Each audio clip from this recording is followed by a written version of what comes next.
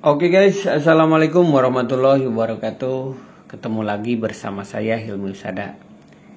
Acara kali ini kita akan membahas peluang usaha dan wirausaha. Saya akan mencoba menguraikan modal usaha tambak udang serta keuntungannya dan teknik-teknik persiapannya. Tuh. Tapi sebelum saya mengupas lebih dalam lagi, kita lewat yang satu ini, oke.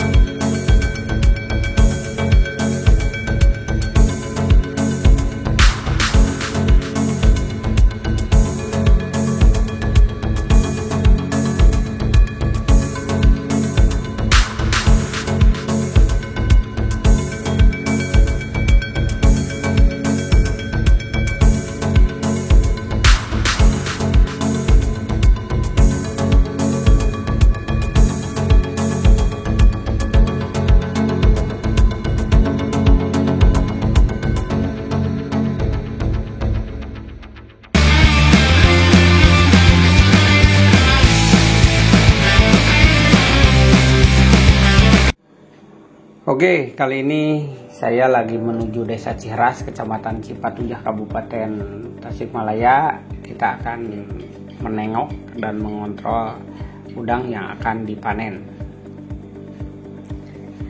Dan saya akan memberikan teknik-teknik persiapan untuk budidaya udang serta modal usaha yang harus dipersiapkan ketika kita berniat untuk usaha di bidang tambak udang. Apabila sobat wirausaha sedang mencari penghasilan utama atau tambahan yang sangat menjanjikan, maka bisnis tambak udang itu adalah menjadi pilihan yang layak untuk dijalankan. Karena harga udang itu per kilogram cukup mahal gitu kan, ketimbang hewan air lainnya seperti ikan mas, mujair, nila, dan lain-lain. Karena memang proses budidaya udang itu tidak gampang dan memerlukan modal yang cukup besar. Jika kita mendengar nama udang, apa yang Anda pikirkan? Mungkin sebagian orang berpikir bahwa udang itu adalah makanan ternak yang gurih, yang banyak mengandung protein hewani, kalsium, dan vitamin. Udang itu adalah sebagai makanan kesukaan yang banyak diminati, dan menunya bisa kita dapatkan baik di restoran, rumah makan, warteg, sampai ke warung sederhana, warung nasi sederhana. Karena pengolahan udang itu sangat mudah. Antara lain bisa dibikin peyek udang, bakwan udang, atau sambal goreng udang pedas, dan lain-lain. Itu tergantung variasi atau kesukaannya. Saya di sini tidak akan terlalu membahas tentang menu, tapi saya akan membahas yang pertama adalah teknik-teknik yang dipersiapkan ketika kita berminat untuk melakukan budidaya udang. Ketika berbicara tentang Indonesia, negara kita itu sangat kaya, kekayaan alamnya itu sangat besar, baik kaya akan berbagai jenis tumbuhan dan hewan yang ada di laut. Karena memang negara kita itu adalah negara perairan yang lebih luas dari daratan. Ini merupakan suatu jawaban bagaimana bisa memberikan peluang bisnis dalam perikanan yang sangat menjanjikan. Karena di sini udang itu sangat fantastis gitu kan, ketika penghasilannya bahkan sampai miliaran. Kalau di Cipatuja di sini tambak udang, budidaya udang yang kami budidayakan itu yaitu udang Paname. Kalau berbicara tentang jenis udang kan ada udang galah, udang Paname, itu kan udang air tawar, air asin. Kalau di sini kita udang Paname gitu kan. Kita berbicara tentang udang Paname. Udang Paname adalah salah satu varietas udang yang sangat lezat. Hewan kecil berdaging ini empuk, merupakan varietas yang sangat menguntungkan jika dibudidayakan. Bahkan dari data tahun 2018, Indonesia itu menjadi negara pengekspor udang Paname ketiga terbesar di dunia dengan nilai sekitar 3,6 triliun atau 85% per tahun.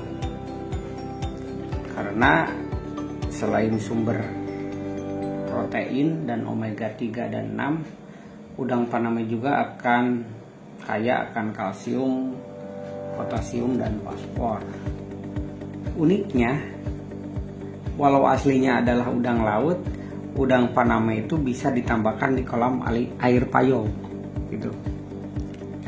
Udang Paname jenisnya Diopenaus paname gitu kan, adalah jenis udang yang berasal dari pantai barat Amerika itu awalnya ya, yang berada di sekitar Teluk California, Guatemala, El Salvador, Nicaragua sampai ke Peru, Amerika Selatan. Nah, dengan daya tahan tubuh yang kuat di kisaran salinitas yang luas, udang ini sangat berpotensi untuk dibudidayakan. Udang Paname itu bisa ditambahkan baik di air tawar maupun payau dengan lokasi dataran rendah hingga sedang. Di Indonesia juga sendiri, udang ini termasuk pada tahun sekitar 1996 itu untuk memenuhi kebutuhan udang nasional yang tidak tercukupi akibat produksi udang windu yang menurun akibat kematian massal.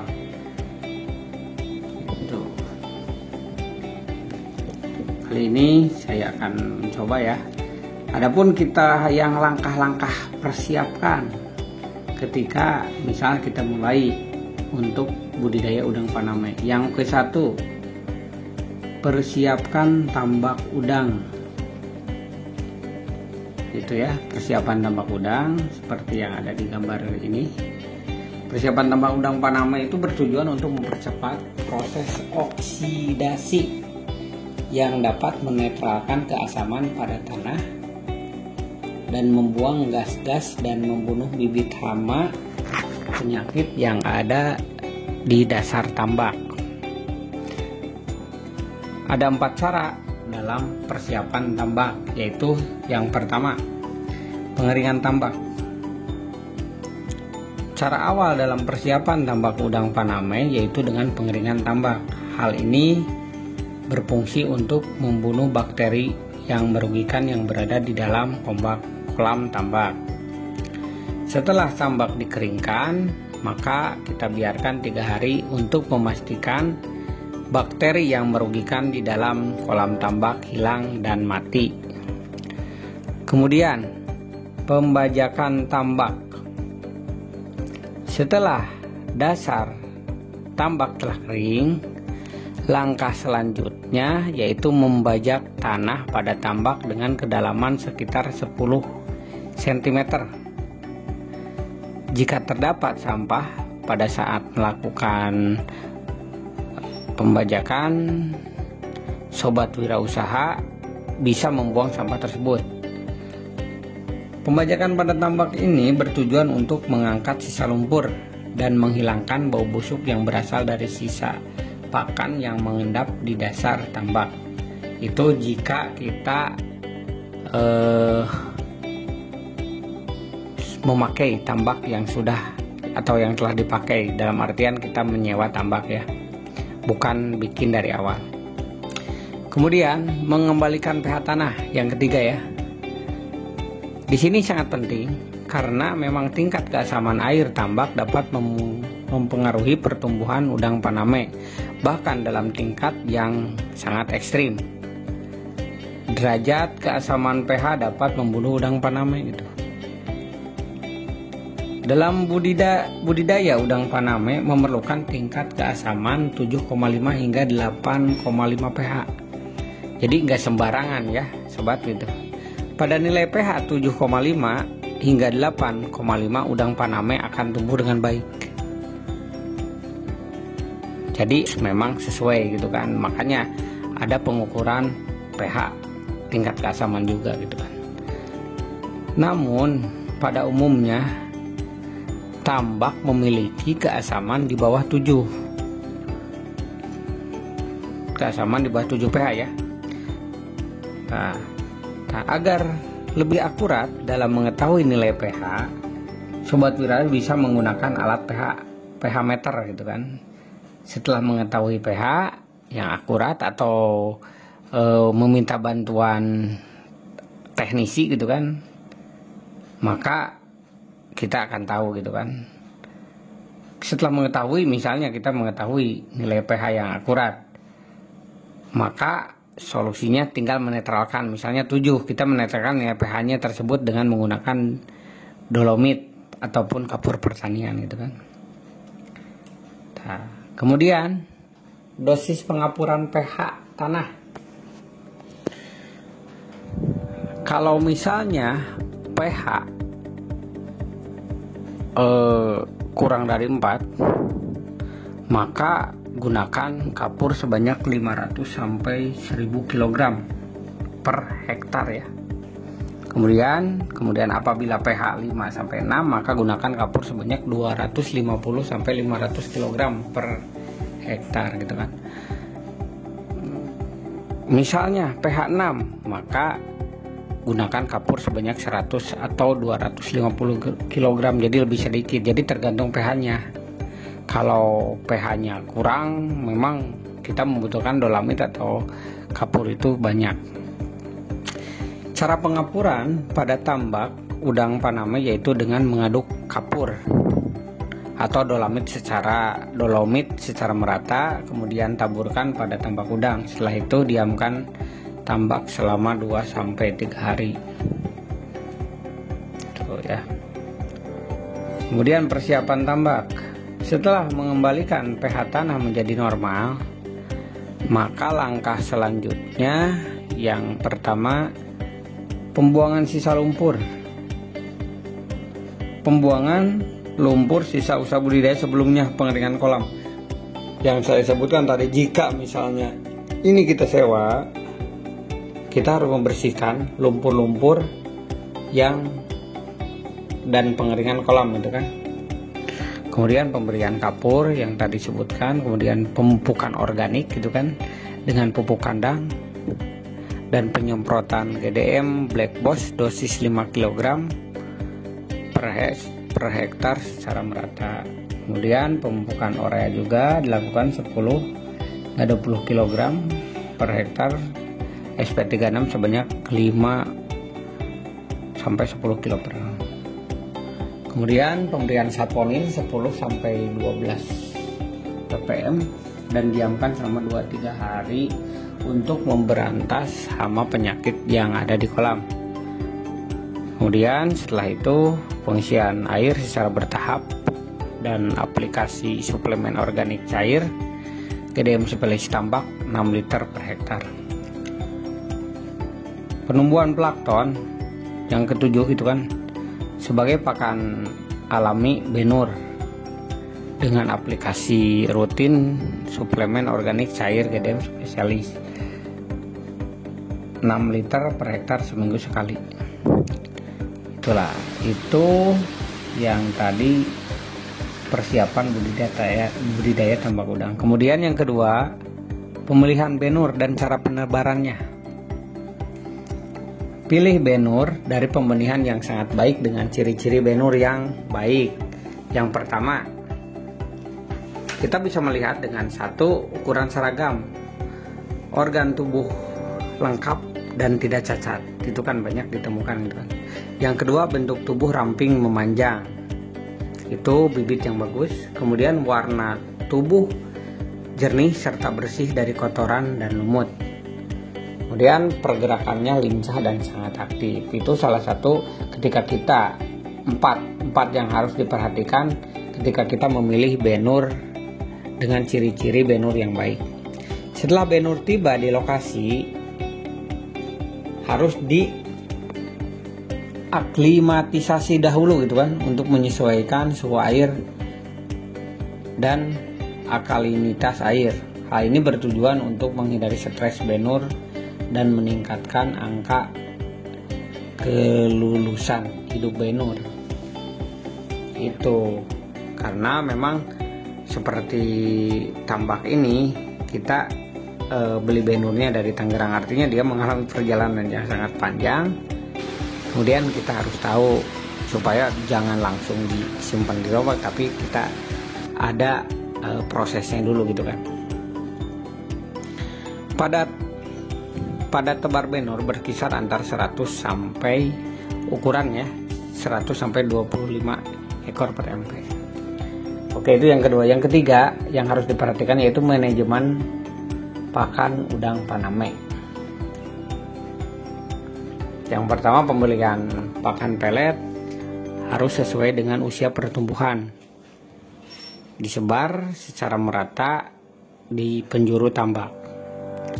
Kemudian frekuensi pemberian pakan 2-3 kali sehari pada awal pemeliharaan, karena masih tersedia pakan alami yang cukup itu kan. Kalau misalnya kita seperti yang tadi dilakukan itu kan, seiring dengan pertumbuhan udang Paname, frekuensi pemberian pakan meningkat 5-6 hari. Jadi kalau misalnya udang baru masuk, kita jadwalnya 2-3 hari. Kemudian nanti dengan ukuran tertentu itu kita bisa naik 5-6 kali sehari. Itu tergantung. Nanti lebih teknisnya akan saya kupas ya, bagaimana misalnya pemberian pakan udang untuk lebih ini, untuk umur 1 minggu 2 minggu itu beda gitu kan, sampai sebulan 2 bulan gitu kan. Itu. Kemudian pemberian prebiotik gitu kan, atau suplemen organik itu 6 liter seminggu sekali melalui air kolam dan melalui pakan dengan dosis 10 ml per kilogram pakan setiap hari. Salah satu dari manfaat suplemen organik adalah yang pertama menjaga kualitas air tambak gitu kan. Kemudian yang kedua, menumbuhkan plankton sebagai pakan alami udang. Kemudian yang ketiga, meningkatkan kekebalan udang terhadap serangan berbagai penyakit. Yang keempat, menyeimbangkan bakteri dalam usus udang. Yang kelima, bisa meningkatkan pencernaan pakan dan daya serap nutrisi pakan gitu kan. Kemudian yang keenam, mempercepat panen dan menghemat pakan. Kemudian setelah kita membahas tentang manajemen pakan, kita membahas tentang manajemen kualitas air. Manajemen air ini berkaitan dengan volume dan kualitas air tambak.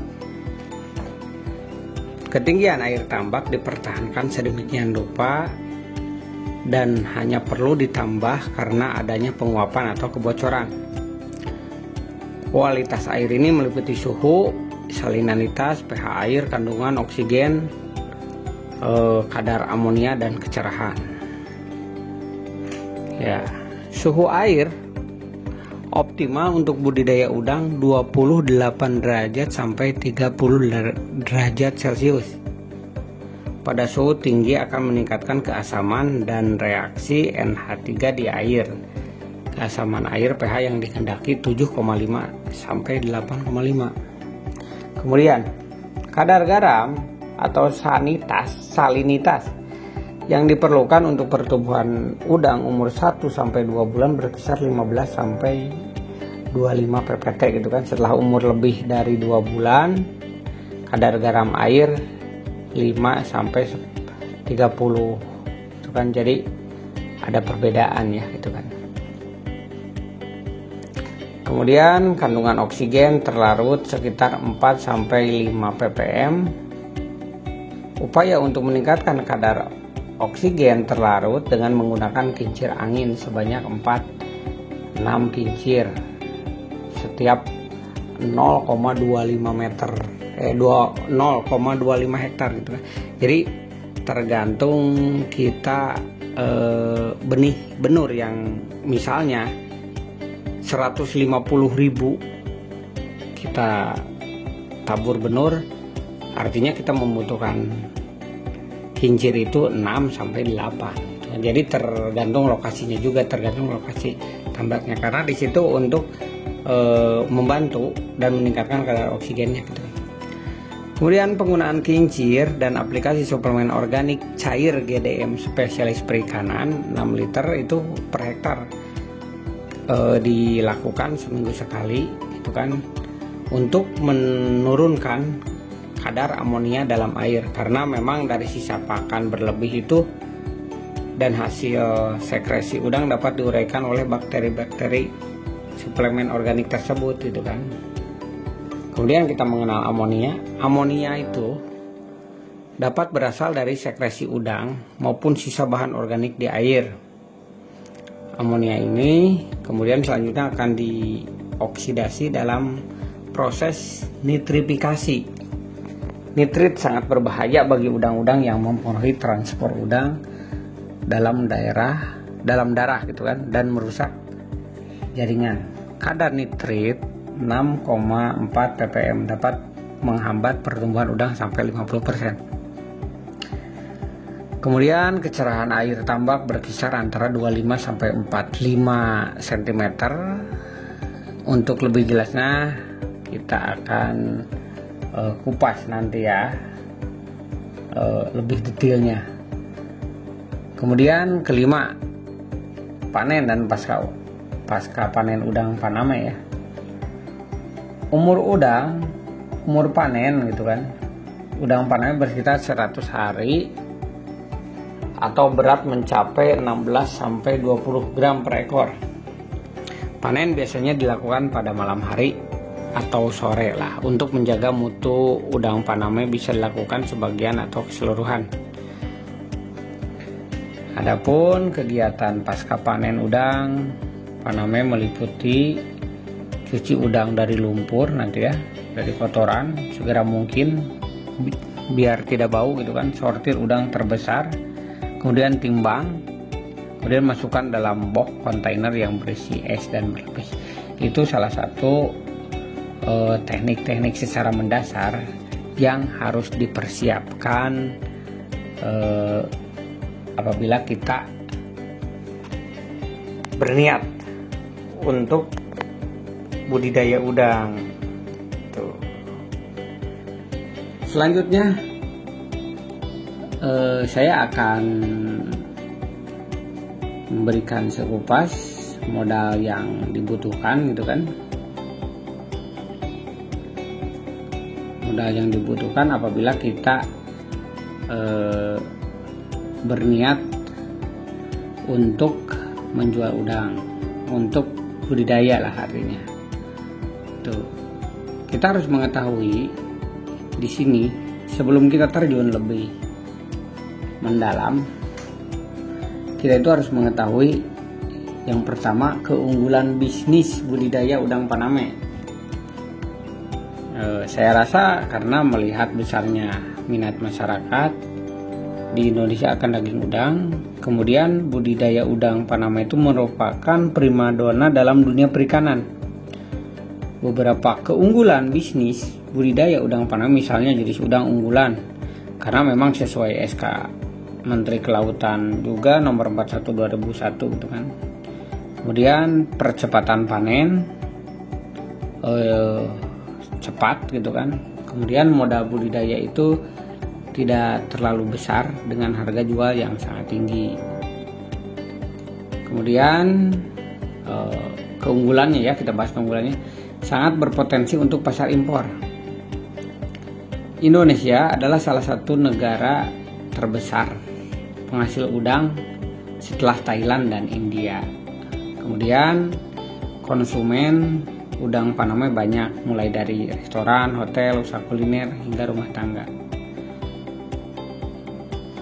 Udang Panama juga dapat dibudidayakan di air dengan salinitas tinggi, dapat juga menggunakan kolam terpal. Misalnya kita berniat untuk budidayaan dengan modal sederhana, bisa melakukan terpal dengan memenuhi beberapa kriteria dan persiapan secara teknis yang tadi saya sebutkan gitu kan. Tuh, udang ini memerlukan asupan protein tinggi dalam pakannya. Waktu pembibitan pembudidayaan itu sangat singkat, 3 bulan, satu siklus pertanian gitu kan, siklus panen gitu kan.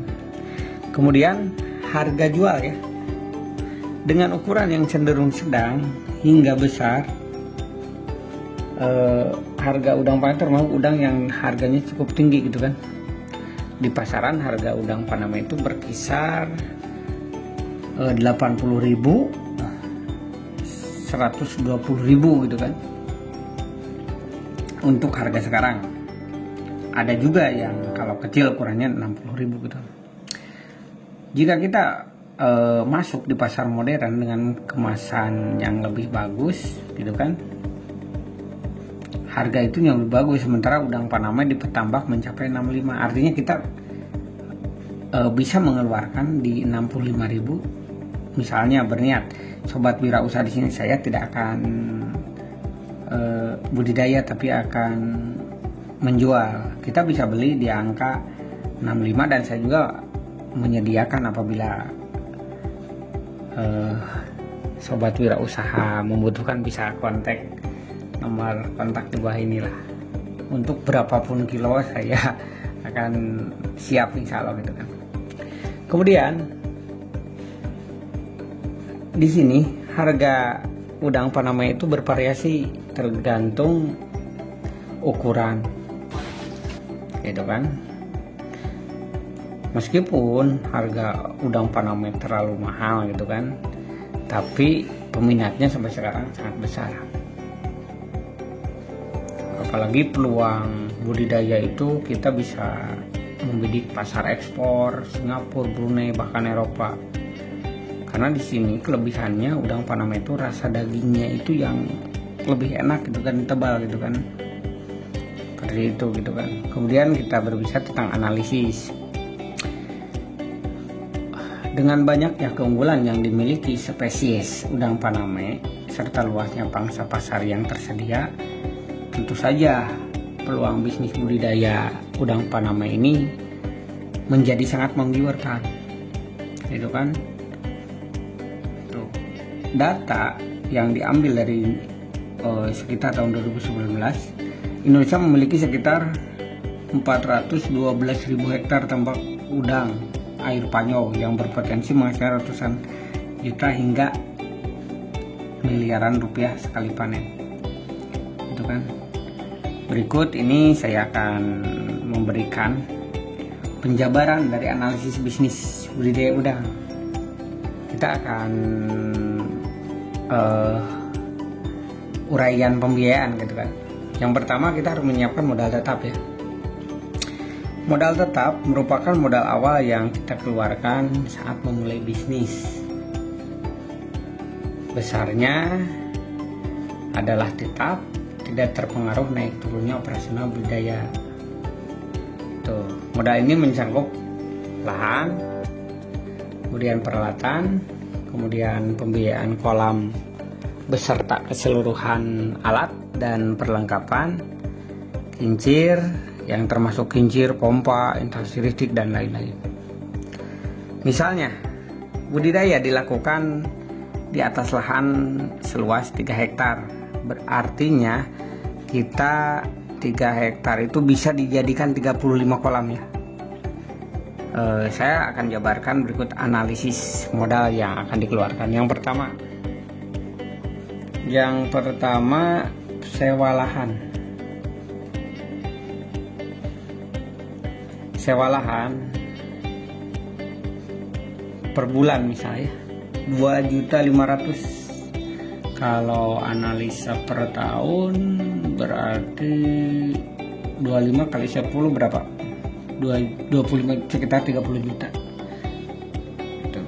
Kemudian pembuatan kolam 2.250.000. Kemudian penyediaan pompa air kincir sekitar 5.400.000. Instalasi listrik 12.500.000 dan peralatan lainnya 10 juta. Modal tetap 32 juta ini kan. Kalau misalnya kita sewanya, makanya kalau nyewa nyari yang lebih murah gitu kan. Kemudian modal kerja. Modal kerja itu merupakan biaya atau dana yang kita keluarkan seiring berjalannya operasional pembudidayaan. Jadi kalau misalnya operasional 3 bulan, berarti kita harus menyiapkan operasional dalam waktu 3 bulan sebelum panen, karena kita tidak bisa mengandalkan dari setelah panen gitu kan. Pegawai itu harus cepat dibayar. Biaya ini bisa dikatakan naik turun mengikuti dinamika operasional tambak, termasuk di dalamnya adalah benih, pupuk atau suplemen dan probiotik. Kita juga bisa mengurangi modal kerja secara signifikan dengan cara memilih pupuk dan probiotik yang berkualitas dan terbukti manfaatnya. Jadi kalau itu kan bisa teknis ya, kan? Tuh. Dengan begitu pengeluaran kita bisa mengurangi tanpa mengurangi kualitas. Jadi kalau kita tahu, kita bagaimana memilih mana yang lebih penting dan mana yang tidak terlalu penting itu. Karena di situ sangat penting dan sangat membantu pada peningkatan hasil panen. Komponen suplemen probiotik itu sangat meningkatkan hasil panen dan mengurangi risiko bibit mati, mengurangi konsumsi pangan dan membuat udang cepat besar. Untuk analisa ini kita gunakan probiotik udang Paname.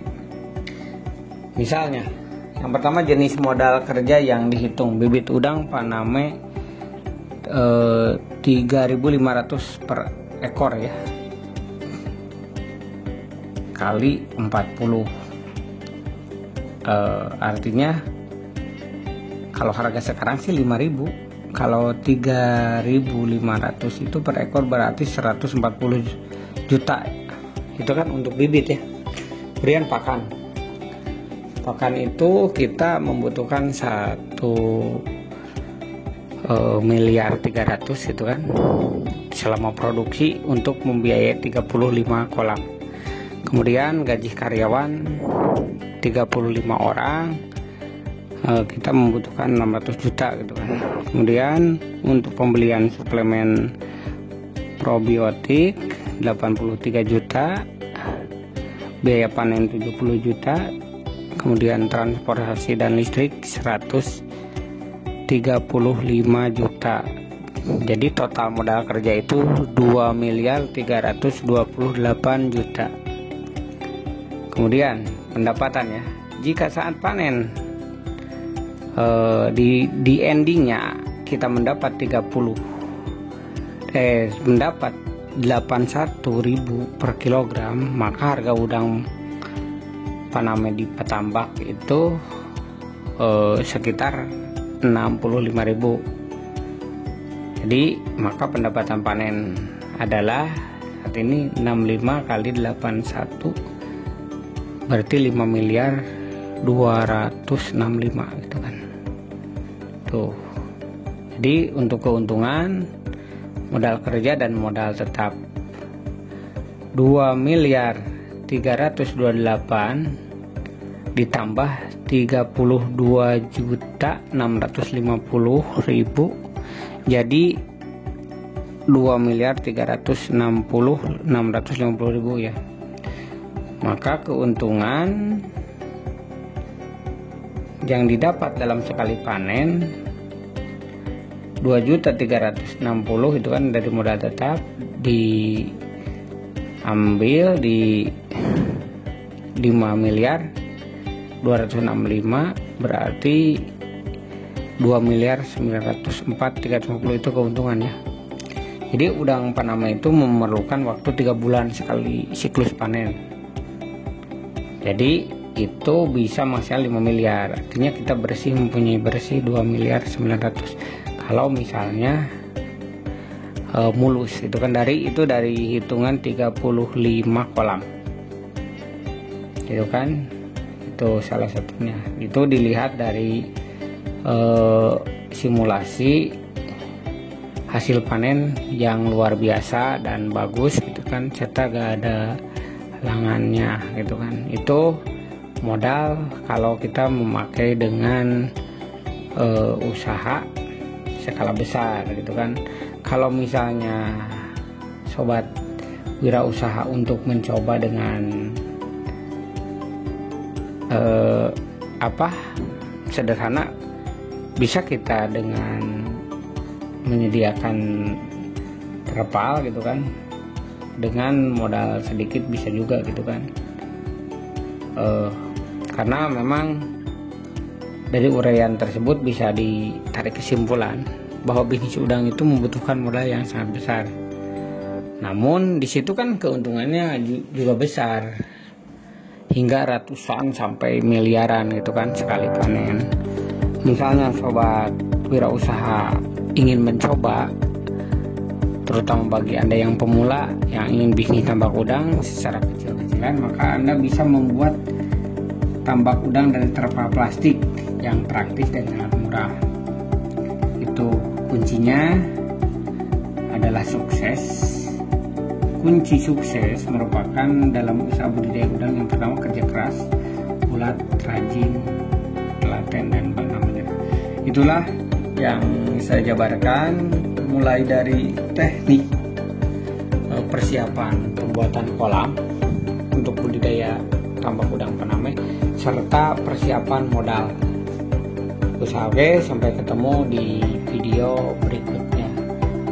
Terima kasih, salam sukses.